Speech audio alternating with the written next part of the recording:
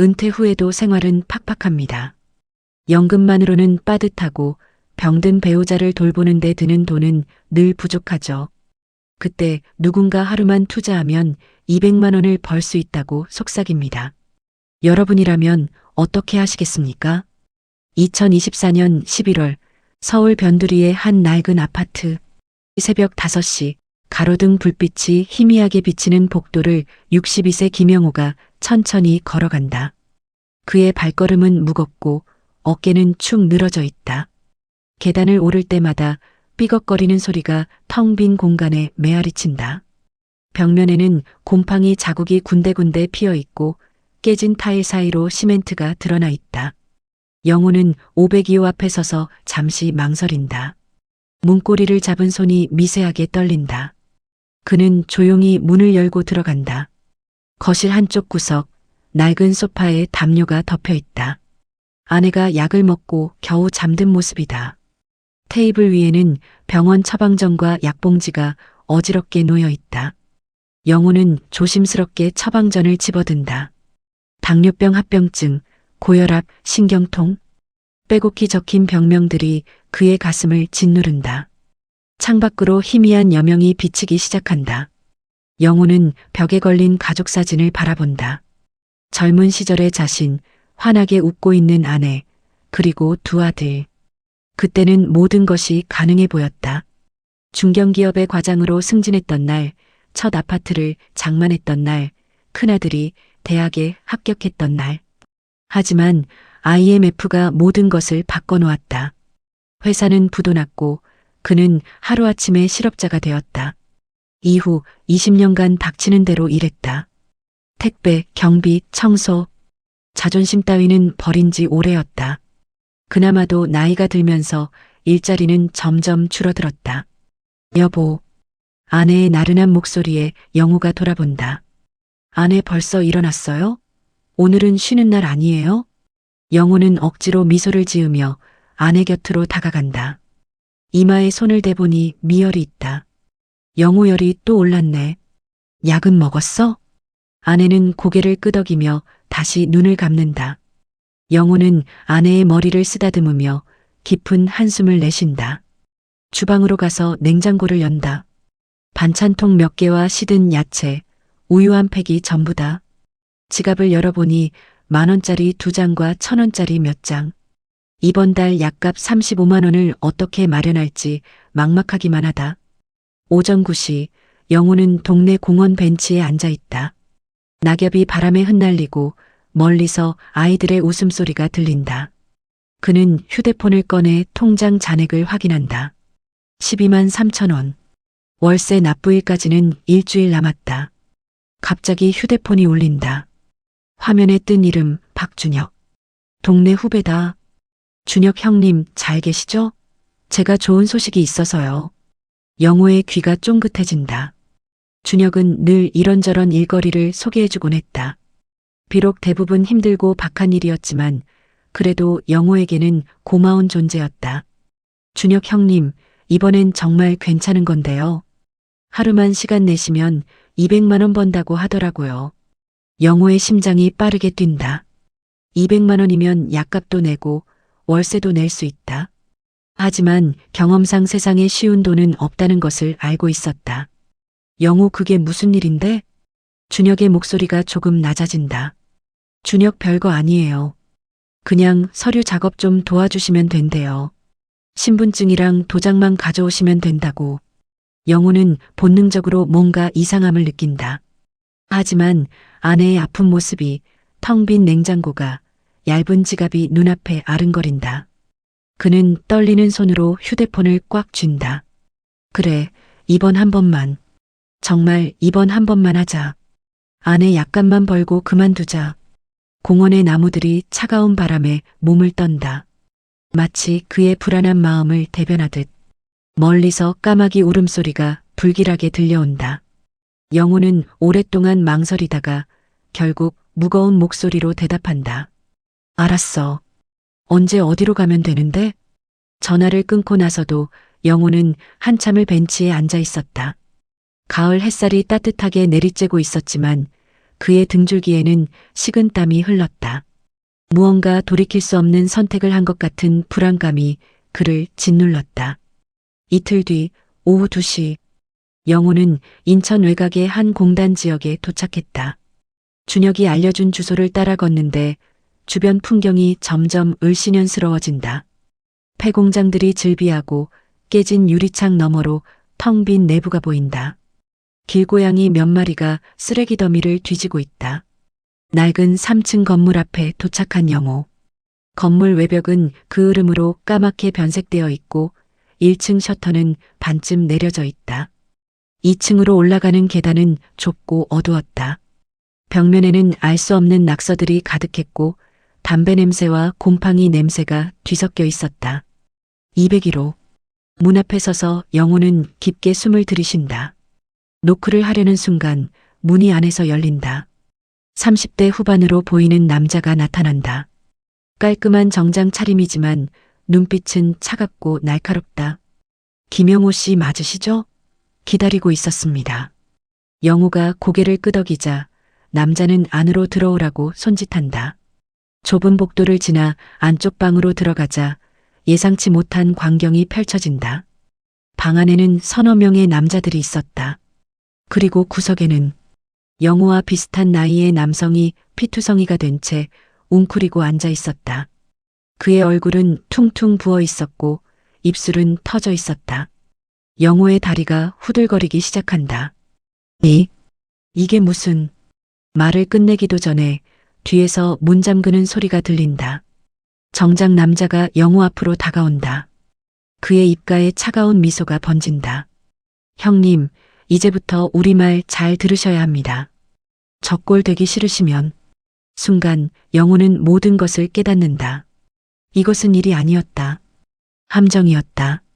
도망치려 했지만 건장한 남자들이 그의 양팔을 붙잡는다. 영호의 가방이 빼앗기고 신분증과 도장, 휴대폰이 모두 압수된다. 정장 남자가 영호의 신분증을 들여다보며 말한다. 62세, 무직, 기초연금 수급자. 완벽하네요. 형님 같은 분이 딱 필요했어요. 영호는 공포에 떨며 애원한다. 제발, 저는 아무것도 없는 사람이에요. 아픈 아내가 있어요. 제발. 하지만 그의 애원은 무시된다. 정장 남자가 서류 뭉치를 꺼낸다. 대출 신청서, 휴대폰 개통 신청서, 통장 개설 서류, 수십 장의 서류가 테이블 위에 펼쳐진다. 다음 몇 시간은 영호에게 지옥 같은 시간이었다. 그는 강제로 서류에 서명해야 했다. 거부할 때마다 폭력이 뒤따랐다. 뺨을 맞고 배를 걷어차이고 머리카락을 잡아당겼다. 구석에 있던 피투성이 남자가 신음하며 말한다. 그냥 시키는 대로 하세요. 반항하면 더 맞아요. 영호는 떨리는 손으로 펜을 잡는다. 전세자금 대출 1억 원, 신용대출 3천만 원, 카드론 2천만 원. 자신의 이름으로 어마어마한 빚이 만들어지고 있었다. 하지만 거부할 수 없었다. 아니, 거부할 용기가 없었다. 정장 남자가 영호의 휴대폰을 조작한다. 비밀번호 뭐예요? 영호가 망설이자 옆에 있던 남자가 주먹을 들어 보인다. 영호는 결국 비밀번호를 불어야 했다. 가족들한테 연락 오면 평소처럼 대답하세요. 이상한 소리 했다간 가족들도 가만 안 둬요. 영호의 눈에서 눈물이 흐른다. 자신의 나약함이, 어리석음이 원망스러웠다. 창밖으로 어둠이 내리기 시작한다. 마치 그의 인생에 들이운 어둠처럼. 밤 9시가 되어서야 영호는 풀려났다. 아니, 정확히는 임시로 보내진 것이었다. 내일 또 오세요. 은행 가서 추가 서류 작성해야 하니까. 도망가지 마세요. 우리가 형님 집 주소도 가족 연락처도 다 알고 있으니까. 일주일이 지났다. 영호는 매일 그들에게 불려다녔다. 은행, 대부업체, 휴대폰 대리점. 그들이 시키는 대로 움직이는 꼭두각시가 되었다. 영호의 이름으로 개통된 휴대폰은 20대가 넘었고 만들어진 통장도 수십 개에 달했다. 집에 돌아올 때마다 영호는 화장실에 들어가 소리 없이 울었다. 거울에 비친 자신의 모습이 낯설었다. 눈은 퀭하니 들어가 있었고 볼은 움푹 패여 있었다. 며칠 사이 10살은 더 늙어 보였다. 아내는 영호의 변화를 눈치챘지만 영호는 계속 거짓말을 해야 했다. 요즘 일이 좀 많아서 피곤해. 걱정하지 마. 다 잘 될 거야. 거짓말을 할 때마다 가슴이 찢어지는 것 같았다. 어느 날 저녁 우편함에 수북이 쌓인 우편물들, 대출 독촉장, 카드 청구서, 휴대폰 요금 고지서. 영호는 떨리는 손으로 그것들을 집어들었다. 총 채무액 1억 3천만 원. 평생 벌어도 갚을 수 없는 돈이었다. 영호는 더 이상 잠을 잘 수 없었다. 눈을 감으면 그들의 얼굴이 협박하는 목소리가 떠올랐다. 새벽마다 식은땀을 흘리며 깨어났다. 아내가 걱정스럽게 물었지만 그는 아무 말도 할 수 없었다. 여보, 요즘 왜 이래요? 얼굴이 반쪽이 됐어요. 영호는 억지로 웃으며 아내의 손을 잡는다. 그 손이 얼마나 따뜻한지, 얼마나 소중한지 새삼 느껴진다. 하지만 이 손을 놓아야 할지도 모른다는 생각에 가슴이 미어진다. 그러던 어느 날 집 전화가 울린다. 영호가 받으니 낯선 목소리가 들린다. 김영우 씨죠? 캐피탈인데요. 대출금 연체되고 있습니다. 언제 입금 가능하신지. 영호는 황급히 전화를 끊는다. 하지만 전화는 계속 걸려온다. 다른 금융회사들, 통신사들. 하루에도 수십 통씩 걸려오는 독촉 전화. 영호는 결국 집 전화선을 뽑아버린다. 어느 날 오후 아내가 우편함 정리를 하다가 독촉장 더미를 발견한다. 영호는 평소처럼 그들에게 불려가 있었고 아내는 혼자 그 충격적인 내용들을 마주해야 했다. 저녁 영호가 집에 돌아오자 아내가 식탁에 독촉장들을 펼쳐놓고 앉아있다. 그녀의 얼굴은 창백했고 손은 떨리고 있었다. 이게 다 뭐예요? 우리가 언제 이런 돈을 빌렸어요? 영호는 아무 말도 할 수 없었다. 목구멍이 막힌 것처럼 말이 나오지 않았다. 아내의 눈에서 눈물이 흘러내린다. 왜 아무 말도 안 했어요? 우리가 부부인데, 평생을 함께 살았는데. 영호는 무릎을 꿇고 아내 앞에 앉는다. 그리고 처음으로 흐느껴 운다. 62년 인생에서 이렇게 서럽게 운 적이 없었다. 하지만 진실을 말할 수는 없었다. 휴대폰에 계속 오는 협박 메시지들. 입 열면 죽는다. 가족도 해친다. 조용히 있어라. 영호는 결국 거짓말을 한다. 미안해. 사업 자금 좀 빌렸는데 실패했어. 미안해. 3개월 후 2025년 2월의 어느 저녁. 영호는 여느 때처럼 거실 소파에 앉아 있었다. TV에서는 9시 뉴스가 흘러나오고 있었다. 그런데 갑자기 속보 자막이 뜬다. 시니어 대상 고소득 알바 사기당 검거. 피해자 200여 명, 피해액 300억 원 달해. 영호의 눈이 커진다. 화면에 나타난 범인들의 얼굴. 그 중에는 자신을 괴롭혔던 정장 남자도 있었다. 앵커의 목소리가 이어진다. 이들은 고령자들을 대상으로 고소득 아르바이트를 미끼로 유인한 뒤 감금과 폭행을 통해 대출을 강요하고 금품을 갈취한 혐의를 받고 있습니다. 영호의 손에서 리모컨이 떨어진다. 다리에 힘이 풀려 소파에 무너져 내린다. 3개월간 혼자 짊어졌던 비밀, 그 무게가 한순간에 쏟아져 내리는 것 같았다. 뉴스는 계속된다. 피해자들은 대부분 60대 이상 노인들로 평균 피해액은 1억 원이 넘는 것으로 조사됐습니다. 경찰은 추가 피해자가 있을 것으로 보고 수사를 확대하고 있습니다. 영호는 한참을 망설이다가 아내를 부른다. 그리고 처음으로 모든 진실을 털어놓는다. 그날의 유혹, 감금과 폭행, 강제로 만들어진 빚들, 그리고 계속된 협박까지. 말을 하는 내내 영호는 눈물을 흘렸다. 62년 인생에서 가장 부끄러운 순간이었다. 하지만 동시에 가장 홀가분한 순간이기도 했다. 왜 이제야 말한 거예요? 그렇게 무서웠으면 같이 경찰에 가든지 도움을 청하든지 했어야죠. 당신 얼굴을 볼 수가 없었어. 평생 당신 고생시키지 않으려고 발버둥 쳤는데. 결국 이 모양이 됐잖아. 아내는 영호를 껴안는다. 그리고 함께 운다. 원망도 분노도 있었지만 그보다 더 큰 것은 연민이었다. 평생 자신과 가족을 위해 살아온 남편이 마지막까지 혼자 짊어지려 했던 그 마음이 너무나 아팠다. 다음 날 아침 영호는 아내와 함께 경찰서로 향한다. 건물 앞에서 잠시 멈춰선 영호. 두려움이 밀려온다. 하지만 아내가 그의 손을 꽉 잡는다. 같이 가요. 이제 혼자가 아니에요. 경찰서 안은 같은 처지의 피해자들로 붐비고 있었다. 영호와 비슷한 나이의 노인들, 그들의 가족들, 모두가 같은 상처를 안고 있었다. 영호는 그제야 깨닫는다. 자신이 혼자가 아니었다는 것을. 조사실에서 영호는 떨리는 목소리로 진술을 시작한다. 형사는 차분히 들으며 기록한다. 피해자님 잘못이 아닙니다. 이 사람들이 조직적으로 노인분들을 노린 겁니다. 용기 내서 신고해 주셔서 감사합니다. 형사의 말에 영호는 처음으로 조금 위안을 받는다. 자신이 단순히 어리석은 노인이 아니라 조직적 범죄의 피해자였다는 사실이 오히려 마음을 놓이게 했다. 재판이 끝나고 6개월이 지났다. 주범들은 실형을 선고받았지만 영호에게 돌아온 것은 많지 않았다. 강제로 만들어진 빚의 일부는 탕감되었지만 여전히 수천만 원의 빚이 남아 있었다. 정부 지원도 충분하지 않았다. 영호와 아내는 작은 월세방으로 이사해야 했다. 32평 아파트에서 8평 원룸으로. 하지만 영호는 더 이상 부끄러워하지 않았다. 적어도 이제는 떳떳했다. 매주 화요일 영호는 피해자 모임에 참석한다.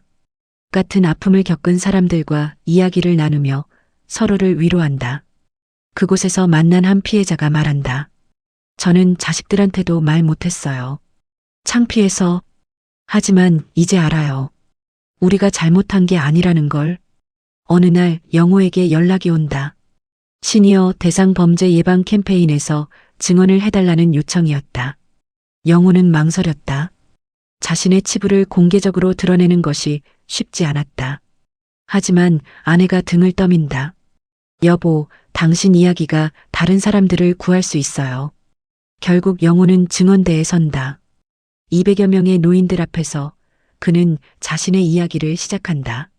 저는 62세 김영호입니다. 작년에 저는 200만 원에 눈이 멀어 모든 것을 잃었습니다. 청중은 조용히 듣는다. 영호는 계속한다. 누군가는 제가 바보 같다고 할 겁니다. 맞습니다. 하지만 그때 저는 절박했습니다. 아픈 아내, 텅 빈 통장, 그리고 무엇보다 가장으로서 무언가 해야 한다는 압박감이 저를 무너뜨렸습니다. 영호의 목소리에 힘이 실린다. 하지만 이제 압니다. 쉬운 돈은 없다는 걸. 그리고 혼자 짊어지려 하지 말고 가족과 함께 해야 한다는 걸. 부디 저 같은 실수를 하지 마십시오. 2025년 9월 가을이 다시 왔다. 영호는 이제 동네 복지관에서 자원봉사를 한다. 노인들을 대상으로 한 금융사기 예방 교육 보조 강사로 일한다. 비록 무보수지만 영호는 이 일에서 새로운 의미를 찾았다. 저녁 작은 원룸으로 돌아온 영호. 아내가 된장찌개를 끓이고 있다. 비록 반찬은 몇 가지 없지만 식탁은 따뜻하다. 오늘도 수고했어요. 당신도. 창밖으로 노을이 지고 있다. 영호는 아내의 손을 잡는다. 주름지고 거친 손이지만 세상에서 가장 따뜻한 손이다. 영호는 벽에 붙여놓은 메모를 본다. 오늘 하루도 정직하게, 당당하게. 비록 빚은 남아있고 생활은 팍팍하지만 영호는 이제 편안하게 잠들 수 있다. 악몽도 사라졌다. 거울을 볼 때도 더 이상 부끄럽지 않다. 마지막 장면. 영호와 아내가 서로를 마주보며 미소 짓는다. TV에서는 또 다른 사기 사건 뉴스가 나오고 있지만 이제 영호는 두렵지 않다. 그는 자신의 이야기를 통해 누군가는 구할 수 있다는 것을 안다. 2024년 시니어 대상 금융사기 피해액 5천억 원 돌파. 당신은 안전하십니까? 끝으로 좋아요, 구독 눌러주세요. 감사합니다.